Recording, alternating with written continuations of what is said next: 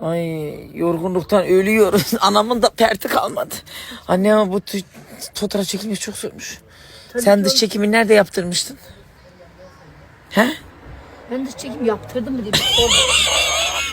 Ve bir tane pozum var. Bir tane. İkincisi mi? olacak. Tövbe estağfurullah. Tamam sus. Geç geldi. Bütün millet gitti kuaförden, o geldi. Anneciğim gene akşam nasıl performansında laf sokuyor. Evet baklavamızı aldık, şimdi lokele gidiyoruz. Hiç daha yeni gelin de lokele götürülürmüş.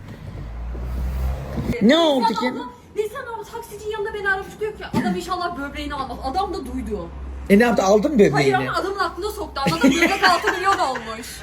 Ondan sonra ben Hayır, de artistik yaptım. Dedim ki Neslihan zaten alamazsınız ki dedim. Bana O da bak. dedi ki neden? Dedim ki ben sağlıkçıyım, ben sizinkini alırım. Bana bak, sen daha serum takamıyorsun.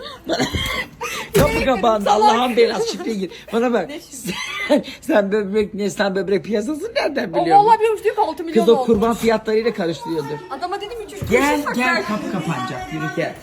Düşmüş Neslihan'ın böbreğinin derdini. Damadın canı çıktı canım. Niye canı çıktı? Selamun aleyküm. Siz olun, sakın dış çekim falan çektirmeyin. Hoş geldiniz Şeyma Hanımcığım.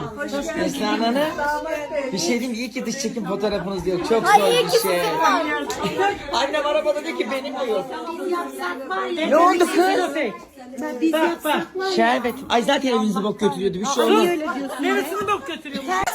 Az dön bakayım. Baya gittim kız. Ay ekonomik kötü diyorlardı da bu kadar olduğunu bilmiyordum. Komşularım günden güne eriyorlar. Senin için tabii. Canımsın ekip olarak, ama bugün artık kutlama yapacağız çünkü yarın nişan var, artık yiyelim değil mi? Baksana Kibar ablanın yüzü bile kaşık kadar kalmış. Çift maaş alıyor ama yemiyor kadıncağız. Nişana biriktiriyorum. Manyak ne takacağım nişanda? Ne kadar düşünceliler. Şikayetçi değil.